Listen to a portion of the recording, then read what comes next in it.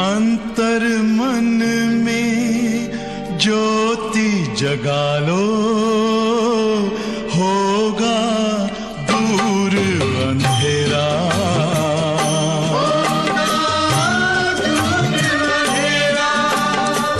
शिव का कर लो ध्यान, आ रहा पावन पुण्य सवेरा।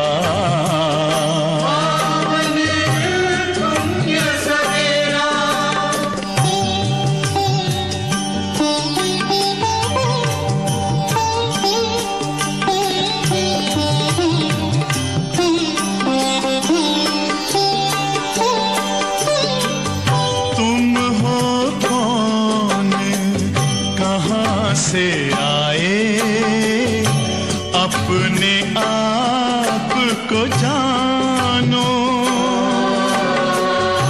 राजयोग के द्वारा अपना परम पिता पहचानो।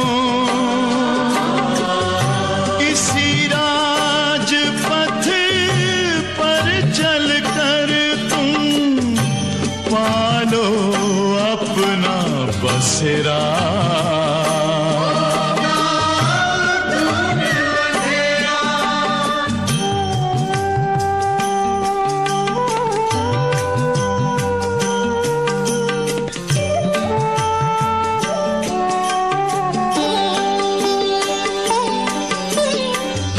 तुम हो आत्मा तन से न्यारे, परमात्मा को प्यारे। दिव्य गुणों को धारण करके योगी बनो दुलारे।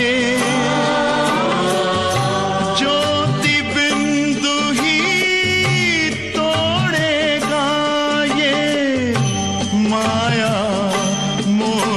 का घेरा।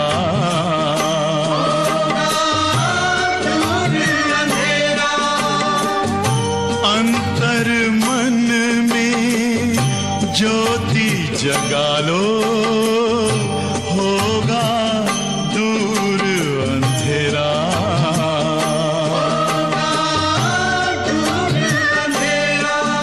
ओम शांति, ओम शांति,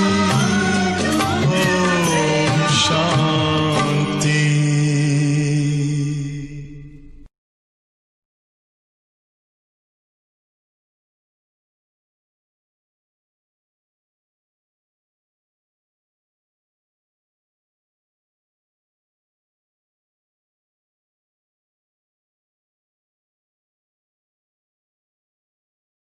ओम शांति। मुरली की तारीख है 19/12/2020।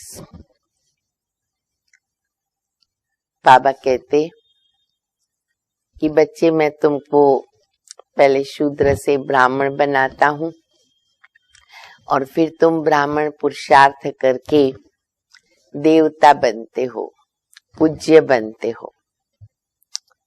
3 धर्म बाबा स्थापन करते, ब्राह्मण, देवता, क्षत्रिय।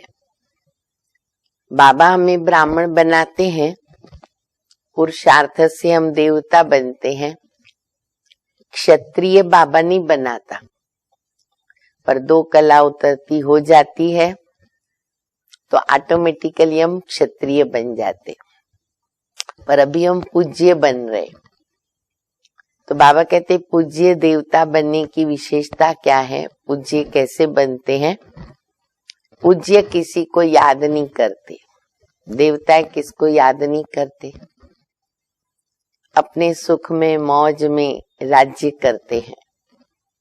परंतु वो संस्कार जो रॉयल संस्कार है, दैवी चलन है, वो हमें अभी धारण करनी है, संस्कार बनाने हैं।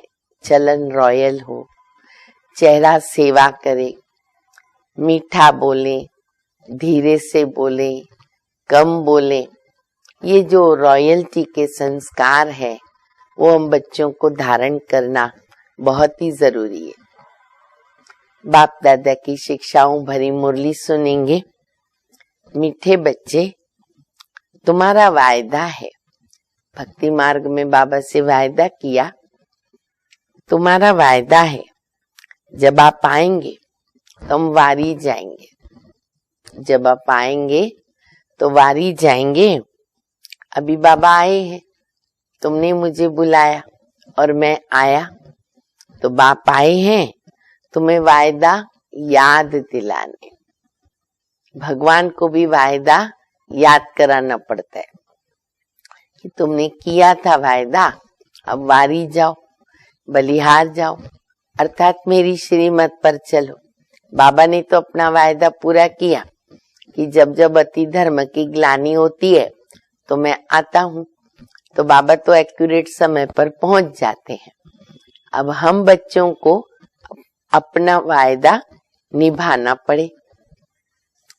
प्रश्न है किस मुख्य विशेषता के कारण, किस मुख्य विशेषता के कारण पूज्य सिर्फ देवताओं को ही कह सकते हैं?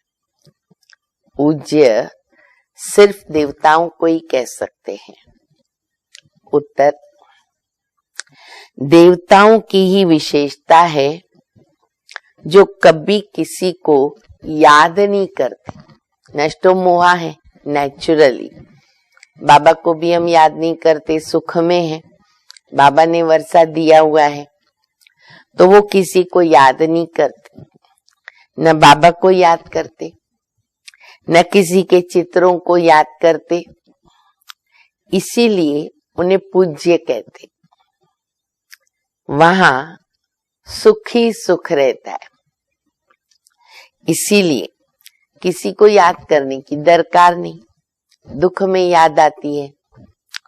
अभी तुम एक बाबा की याद से ऐसे पूज्य पावन बने हो जो फिर याद करने की तुमको दरकार ही नहीं रहती।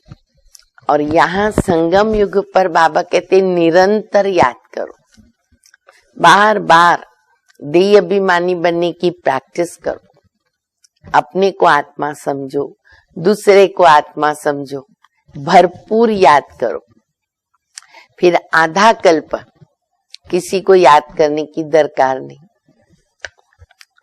ओम शांति। मीठे मीठे रूहानी बच्चे, कितना बाबा प्यार कर रहे। मुरली की शुरुआत मीठे बच्चे, सार में मीठे बच्चे सुना। अभी बाबा जो मुरली चला रहे, बाबा कहते मीठे मीठे रूहानी बच्चे। अब रूहानी आत्मा को नहीं कहेंगे, क्योंकि रूह और आत्मा एक ही बात है। रूह बोला माना आत्मा हो गई ना। रूहानी बच्चों प्रति बाप समझाते, तो उसमें आत्मा शब्द समाया हुआ है।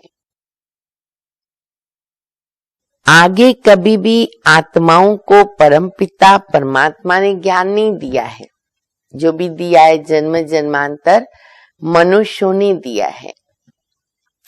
बाबा खुद कहते, मैं एक ही बार कल्प में पुरुषोत्तम संगम युग पर आता हूं। अब ऐसा तो कोई कह नहीं सकता। सारे कल्प में सिवाय संगम युग के बाबा खुद कभी आते नहीं, कोई युग में नहीं आएंगे, कोई टाइम नहीं आएंगे। एक्यूरेट टाइम, कलयुग का अंत, सतयुग की आद, इस संगम पर पुरुषोत्तम बनाने बाबा आते हैं। बाप संगम पर आते जबकि भक्ति पूरी होती है, और बाप फिर बच्चों को बैठकर ज्ञान देते हैं। अपने को आत्मा समझ, बाबा को याद करो। पहला ज्ञान, पहली बाबा की आज्ञा, फरमान, बाबा को याद करो। ये कई बच्चों के लिए ना बहुत मुश्किल लगता है। कितनी सहज बात है, फिर भी याद खिसक जाती। कई बच्चों को मुश्किल लगती है तो बहुत सहज, परंतु बुद्धि में ठीक रीति से बैठता नहीं है, तो घड़ी घड़ी समझाते रहते। आज एक एक मुरली बाबा की उठाओ, ये बात बाबा कितनी बार समझाते, उसके बावजूद भी देखो आज 24 घंटे में मैं देही अभिमानी कितना रहती हूँ, कितना रहता हूँ, बाबा की याद कितनी रहती है। समझाते हुए भी नहीं समझते हैं। स्कूल में टीचर 12 मास पढ़ाते हैं, फिर भी कोई तो नापास हो पढ़ते ना। टीचर का काम है पढ़ाना, स्टूडेंट का काम है पढ़ना, पर अगर नहीं पढ़ता तो 1 बरस सुनने के बाद भी वो नापास हो जाते। ये बेहद का बाप भी रोज बच्चों को पढ़ाते, फिर भी कोई को धारणा नहीं होती है तो कोई भूल जाते। सब नंबरवार बच्चे हैं।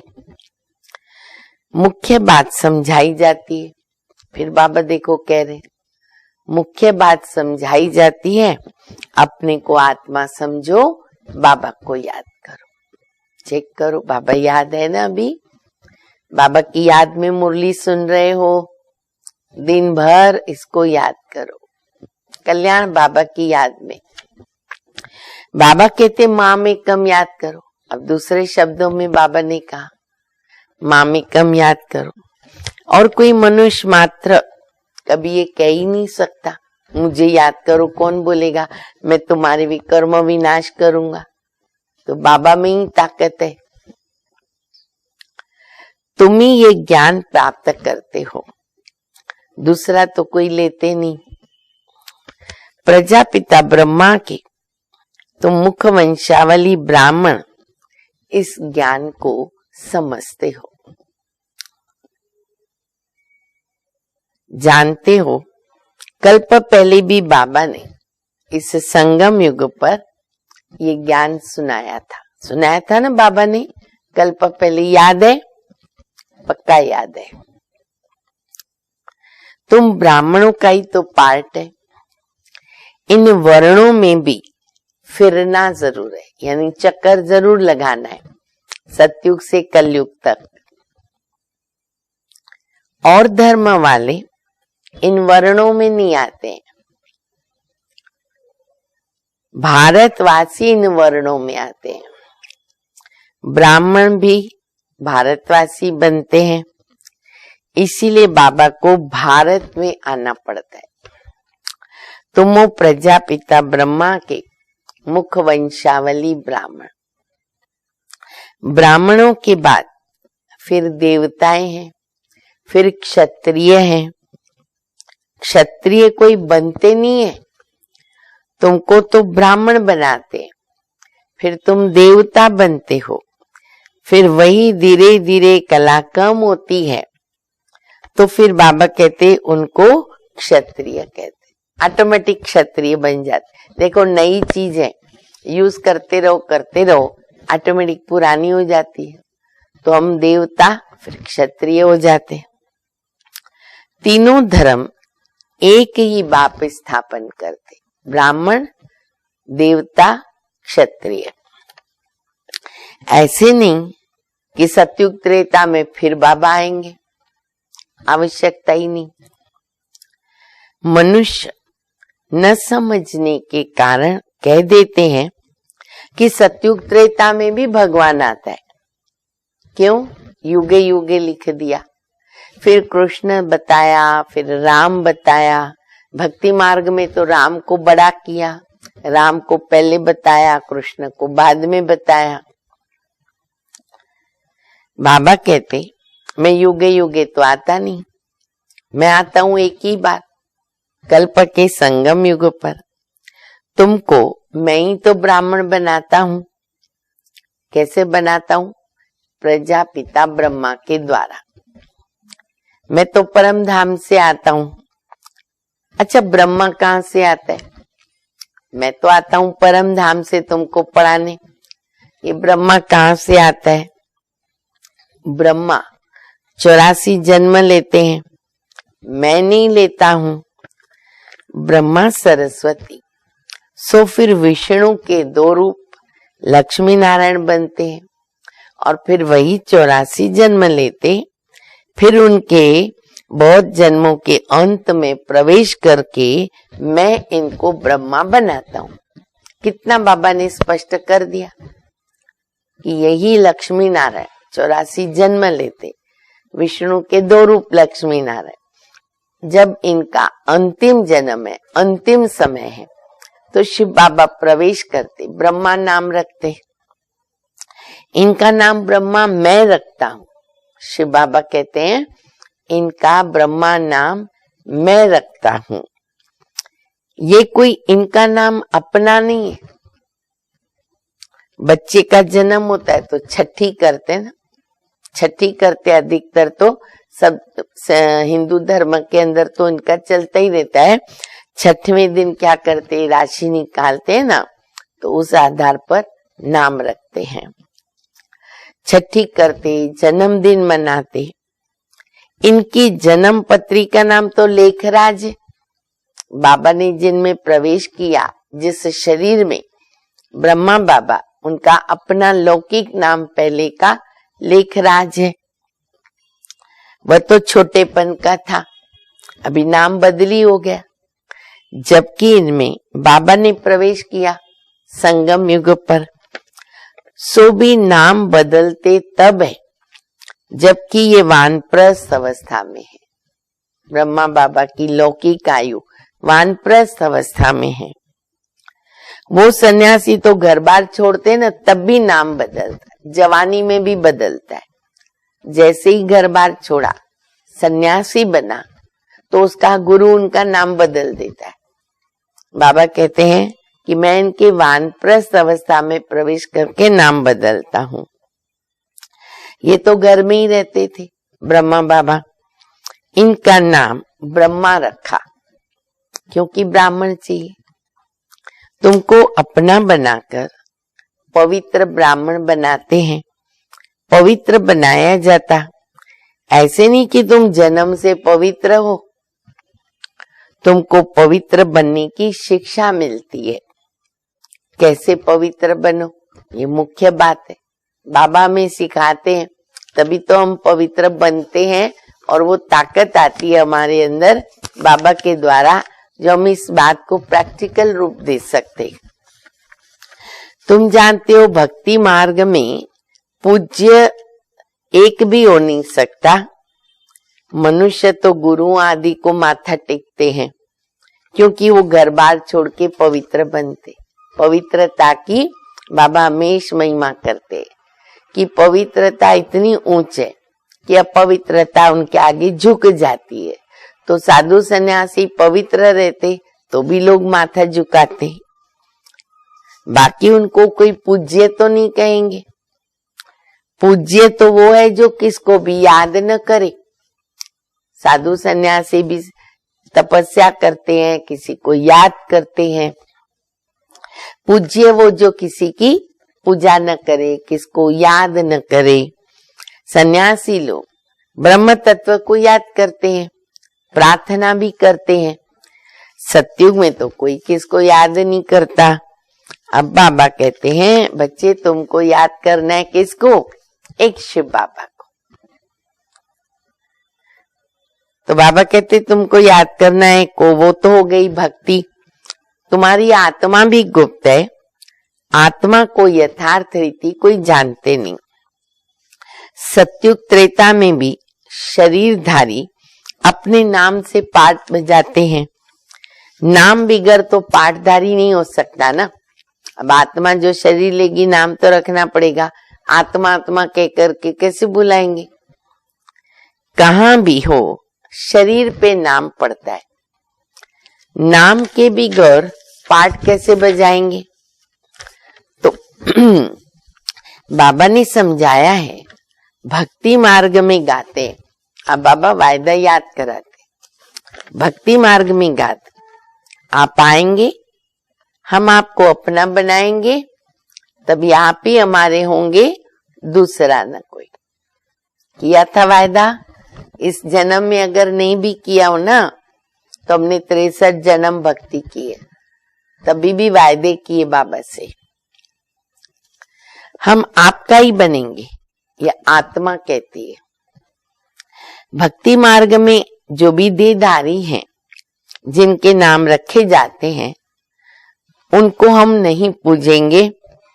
जब आप आएंगे तो आपके ऊपर कुर्बान जाएंगे। तो बाबा पे अभी हमको कुर्बान जाना है। बाबा ये थोड़ी कहता है कि सिर काट करके मेरे पास रख दो, नहीं बचे।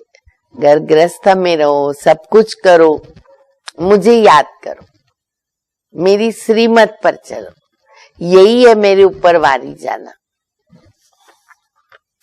जब आधा कल्प बाबा कहते सॉरी आप आएंगे तो कुर्बान जाएंगे, कब आएंगे ये नहीं जानते। अनेक देहधारियों की, नामधारियों की पूजा करते हैं।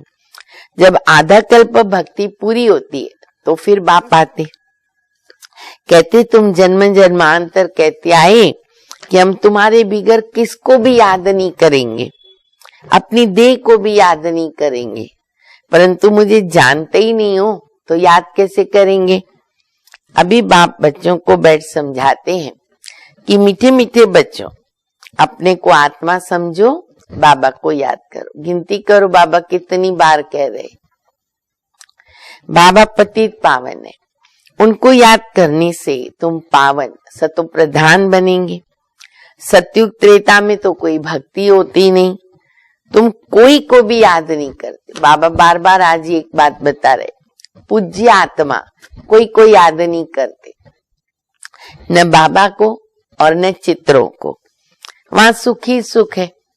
बाप ने समझाया है, जितना तुम नजदीक आते जाएंगे कर्मातीत अवस्था होती जाएगी। याद की यात्रा, दिव्य गुणों की धारणा, विश्व सेवा, आगे बढ़ते जाएंगे, कर्मातीत स्थिति की ओर जाते रहेंगे। सतयुग में नई दुनिया, नए मकान में खुशी भी बहुत रहती है। फिर 25% पुराना हो जाता। त्रेता युग आता है तो 25% पुराना हो जाता, तो जैसे स्वर्ग ही भूल जाता है। तो बाबा कहते, तुम गाते थे कि आपके ही हम बनेंगे और आप से ही हम सुनेंगे। अब देखो हम ऐसे कर रहे, एक बाबा को याद कर रहे हैं, एक बाबा से सुन रहे हैं, एक बाबा के गुणगान कर रहे हैं कि कोई मनुष्य आत्मा को याद कर रहे। तो जरूर आप परमात्मा को ही कहते हो ना कि आपसे ही सुनेंगे। आत्मा कहती है परमात्मा बाबा के लिए। आत्मा सूक्ष्म बिंदी है, उनको देखने के लिए फिर दिव्य दृष्टि चाहिए। आत्मा परमात्मा बाबा कहते हैं आंखों से नहीं देख सकते हो, दिव्य दृष्टि चाहिए। आत्मा का ध्यान कर नहीं सकेंगे। हम आत्मा इतनी छोटी बिंदी है, ऐसी समझ याद करना मेहनत पड़ती। बाबा भी जानता है बच्चों को थोड़ी मेहनत पड़ती है, पर करनी पड़ेगी। आत्मा के साक्षात्कार की कोशिश नहीं करते, परमात्मा के लिए कोशिश करते, भगवान का साक्षात्कार हो, यही कोशिश रहती है, इच्छा रहती है। जिसके लिए सुना कि वो हजारों सूर्य से तेजोमय है। किसको साक्षात्कार होता है तो कहते हैं बहुत तेजोमय था, क्योंकि वही सुना हुआ है। जिसकी नौधा भक्ति करते, करेंगे भी, देखेंगे भी तो वही ना, नहीं तो विश्वास ही नहीं बैठेगा। मान लो नौधा भक्ति किया, भगवान को साक्षात्कार कराना पड़े, अगर नहीं करावे बाबा उनको साक्षात्कार, तो श्रद्धा कैसे बढ़ेगी, भावना कैसे बढ़ेगी, विश्वास कैसे बैठेगा। इसलिए बाबा कहते भक्ति मार्ग में मैं ये भी पार्ट प्ले करता हूँ। बाबा कहते हैं अपने कोई नहीं देखा, परमात्मा को कैसे देखोगे। आत्मा को देख ही कैसे सकते, और सबके शरीर के तो चित्र है ना, नाम भी है। आत्मा है बिंदी, बहुत ही छोटी है, भला उनको कैसे देखेंगे? कोशिश बहुत करते हैं, परंतु इन आंखों से देख नहीं सकते। उसके लिए केवल दिव्य दृष्टि चाहिए। हाँ, महसूस कर सकते, देख नहीं सकते इन आंखों से। आत्मा को ज्ञान की अव्यक्त आंख मिलती है। अभी तुम जानते हो हम आत्मा कितनी छोटी है। मुझ आत्मा में 84 जन्मों का पाठ नूंदा हुआ है, वो मुझे रिपीट करना है। बाबा की श्रीमत मिलती है श्रेष्ठ बनने के लिए, बनाने के लिए, तो उस पे भी चलना चाहिए। अब बाबा धारणा की बात बताते हैं। बच्चे, तुम्हें दैवी गुण धारण कर, रोज बाबा मुरली में याद करा रहे ना, बच्चे दैवी गुणों को धारण करो। देवता बनना है, वो गुण तो जरूर चाहिए। अच्छा, खान पान भी रॉयल होना चाहिए। खान पान भी रॉयल, शुद्ध हो, पवित्र हो, और खाने पीने की विधि भी रॉयल हो। बाबा कई बार सिखाते, सुबह उठने से लेके रात को सोने तक जो भी हमारी एक्टिविटी चलती है ना, उसमें रॉयल्टी दिखनी चाहिए। आज कलयुगी दुनिया में भी बाबा कई बार बताते कि बड़े बड़े जो धनवान हैं कितनी रॉयल्टी से चलते हैं। उठना, बैठना, खाना पीना, सोना, जागना। तो हम बच्चों में वो रॉयल संस्कार होना बहुत जरूरी है। तो खान पान भी रॉयल होना चाहिए और चलन भी बड़ी रॉयल होनी चाहिए। देखा कोई प्रभावित हो जाए कि ये एक अलौकिक दिव्य मनुष्य लग रहे। बाबा कहते, बच्चे तुम देवता बन रहे हो ना। देवताएं खुद पूज्य हैं, वो कभी किसकी पूजा नहीं करते। ये तो डबल सिरताज है ना देवताएं, ये कभी किसको पूजते नहीं, इसलिए पूज्य ठहरे। सतयुग में किसको पूजने की दरकारी नहीं है। बाकी हाँ, देखो बाबा सिखा रहे, बाकी हाँ, एक दो को रिगॉर्ड तो जरूर देंगे ना, तो देना ही चाहिए रिस्पेक्ट, रिगॉर्ड। यहाँ भी बाबा वो संस्कार डालते हैं, क्योंकि स्टेटस होते हैं। यहाँ तो बाबा कहते चाहे छोटा बच्चा हो, चाहे हमारे से कोई बड़े हो, चाहे हमारे समान इक्वल हो, हर एक को रिस्पेक्ट दो, रिगॉर्ड दो। ये संस्कार बहुत जरूरी है। किसी का अनरिस्पेक्ट मत करो, दुख होता है, उनको दुख की प्राप्ति होती है। अच्छा, हमारा कोई अनरिस्पेक्ट करता है ना, तो भी बाबा कहते तुम रिस्पेक्ट दो, तुम प्यार करो, ये तुम्हारी विशेषता होनी चाहिए बाप समान। तो बाबा कहते हैं एक दो को रिगॉर्ड तो देना ही होता है। अच्छा, ऐसे नमन करना, इनको रिगॉर्ड कहा जाता है। ऐसे हाथ जोड़ते हैं ना, ऐसे नमन करते हैं तो रिगॉर्ड कहा जाता है। ऐसे नहीं, दिल में उनको याद करना है। याद तो बाबा को ही करना है, कोई देहधारी को याद नहीं करना है, पर रिस्पेक्ट तो सबके लिए होनी चाहिए, रिगॉर्ड तो देना है। अब जैसे प्रेसिडेंट है तो सब रिगॉर्ड तो रखेंगे ना। आज इधर प्रेसिडेंट आ जाएगा तो देखो कैसे हम रॉयल्टी से खड़े होंगे, रॉयल्टी से मिलेंगे, डिसिप्लिन रखेंगे, फर्क पड़ जाता है। जानते हैं कि ये बड़े मर्तबे वाला है, नमन थोड़ी करना है। बाप समझाते ये ज्ञान मार्ग बिल्कुल अलग चीज है। इसमें सिर्फ अपने को आत्मा समझना है, जो तुम भूल गए हो। शरीर के नाम को याद कर लिया, काम तो जरूर नाम से ही करना है ना। बिगर नाम हम किसको बुलाएंगे भी कैसे, पर शरीरों को याद नहीं करो। बाबा कहते भले तुम शरीरधारी बनकर पाठ बजाते हो, परंतु बुद्धि में शिव बाबा को याद करो। दूसरे भी शरीर दिख रहे, कर्म क्षेत्र पर है, सब कर्म करने पड़ते हैं, व्यवहार में आना पड़ता है, संपर्क संबंध में आना पड़ता है, वो भी मनुष्य ही है, तो वो तो करना पड़ेगा। करते हुए भी बाबा कहते तुम्हारा मन जो है ना वो बाबा में लगा रहे, याद शिव बाबा को करना है। यही प्रैक्टिस करते रहते हम बच्चे। कृष्ण के भक्त समझते हमको कृष्ण को ही याद करना है, बस जिधर देखता हूं कृष्ण ही कृष्ण दिखाई देता, क्योंकि उसके मन में उसकी याद समाई हुई है, इसलिए वो जहां भी देखेगा उसको वो नजर आएगा। ठीक इसी प्रकार हमको हर जगह बाबा बाबा बाबा ही दिखाई दे। तो बाबा कहते वो कहेंगे कृष्ण ही दिखता है, फिर वो कहेंगे हम भी कृष्ण तुम भी कृष्ण। अरे तुम्हारा नाम अलग है, उसका नाम अलग है, सब कृष्ण कृष्ण कैसे हो सकते हैं? सबका नाम कृष्ण थोड़ी हो सकता है। बस जो आता है वो बोलते रहते हैं। अभी बाबा कहते कि भक्ति मार्ग के सब चित्रों आदि को भूल करके एक बाबा को याद करो। चित्रों को तो तुम पतित पावन नहीं कहोगे ना। अच्छा, हनुमान आदि कोई पतित पावन थोड़ी है, अनेक चित्र हैं, कोई भी पतित पावन नहीं, सिवाय शिव बाबा के कोई भी पतित पावन नहीं है। कोई भी देवी आदि जिसको शरीर है ना, उनको पतित पावन नहीं कह सकते।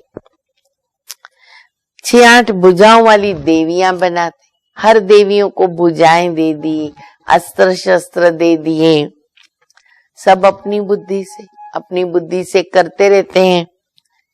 ये है कौन वो जानते नहीं है। ये पतित पावन बाबा की औलाद, संतान, मददगार है, ये किसको भी पता नहीं है। तुम्हारा रूप तो बहुत साधारण है ना, अभी हम भगवान के मददगार हैं, कोई मानेगा? क्योंकि रूप बड़ा साधारण है। किसको बोलो कि हमको भगवान मिला है, मानेगा कोई? नहीं मानता, क्योंकि दिखने में हम बहुत सिंपल है। कैसे मालूम पड़ेगा? साधु संतों जगत गुरुओं को भगवान नहीं मिला और हम कहते हमको भगवान मिला। तो बाबा कहते रूप साधारण होने के कारण समझ नहीं सकते हैं। ये शरीर तो विनाश हो जाएगा। अच्छा, ऐसे नहीं कि तुम्हारे चित्र आदि रहेंगे, अरे सब कुछ खत्म हो जाएगा। इस दुनिया में जो कुछ भी दिख रहा है कुछ नहीं रहेगा, सब खत्म हो जाएगा। वास्तव में देवियां तुम, नाम भी लिया जाता है ना, क्या नाम लेते? सीता देवी, फलानी देवी, नाम भी अच्छे अच्छे रखते हैं और बोलते भी हैं। बाबा ने देखो एक अच्छी बात बताई है। बाबा कहते राम देवता ऐसे नहीं कहेंगे, सीता देवी कहेंगे, लक्ष्मी देवी कहेंगे, सरस्वती देवी कहेंगे, राम देवता, फलानी देवी, या फिर कहेंगे श्रीमती। ऑफिसेस में इधर उधर भी साइन करते बुलाते, या तो देवी नाम डालेंगे पीछे और या तो फिर कहेंगे श्रीमती। अब वो भी तो रॉन्ग हो जाता है। अब पावन बनने के लिए बच्चे पुरुषार्थ करना है। तुम कहते भी हो कि पति से पावन बनाओ, ऐसे नहीं कहते हो ना कि लक्ष्मी नारायण बनाओ। बोला कभी ऐसे बाबा को? कभी नहीं बोला। क्यों? हमारे ही ख्याल में नहीं था, कभी सोचा ही नहीं था कि लक्ष्मी नारायण हम बन सकते हैं। कैसे दिमाग में आएगा? पति से पावन बाबा ही बनाते, नर से नारायण भी वही बनाते। वो लोग पतित पावन निराकार को कहते। जैसे और सत्यनारायण की कथा सुनाने वाले फिर और दिखाए हैं। ऐसे तो नहीं कहते बाबा सत्यनारायण की कथा सुनाकर हमको अमर बनाओ, नर से नारायण बनाओ। ये मालूम ही नहीं, आइडिया ही नहीं, तो कैसे बोलेंगे ना।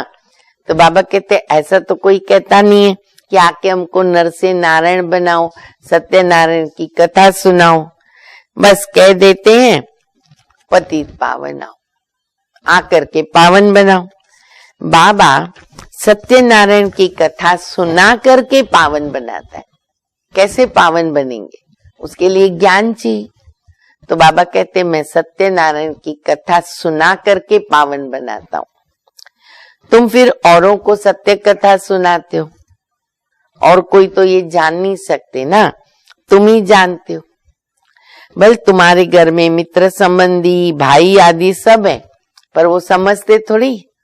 जब तक ज्ञान नहीं सुना, कोर्स नहीं किया, तब तक तो उनको मालूम नहीं पड़ेगा।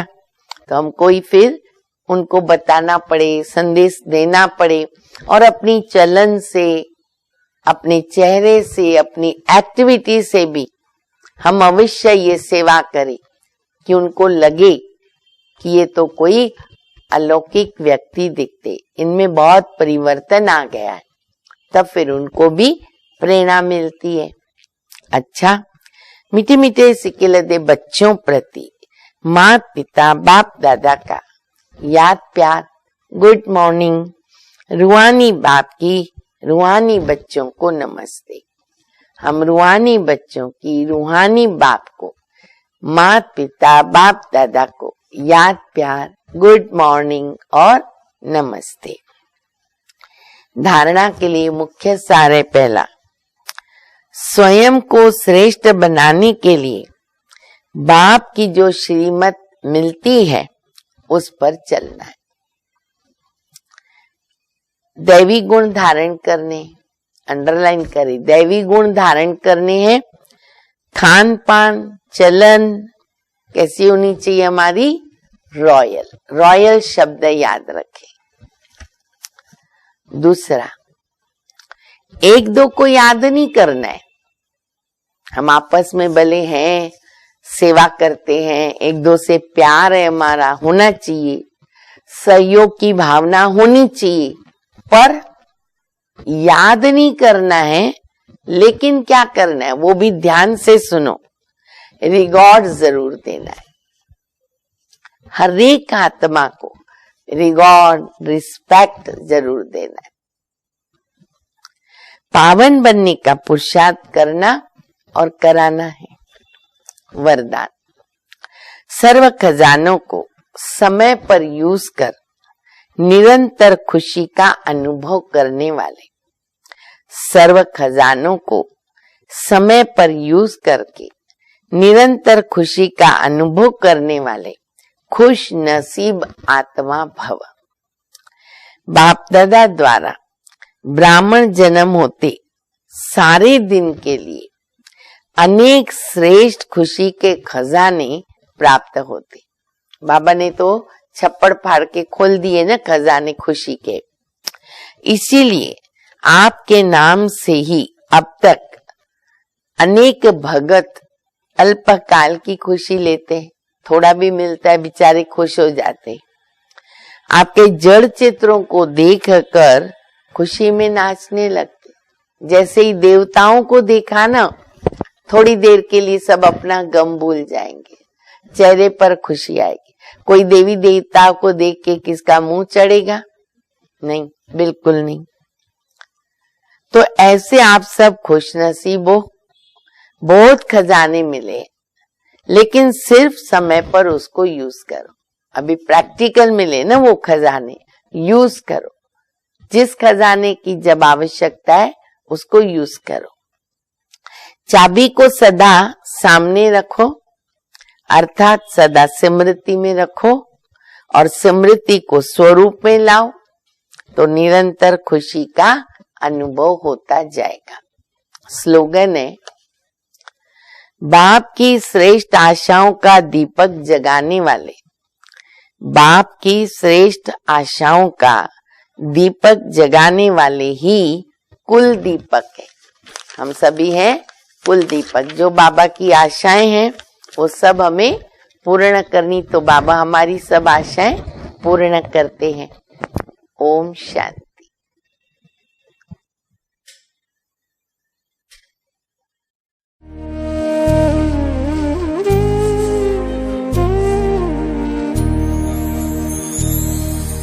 तेरे रूहानी नैन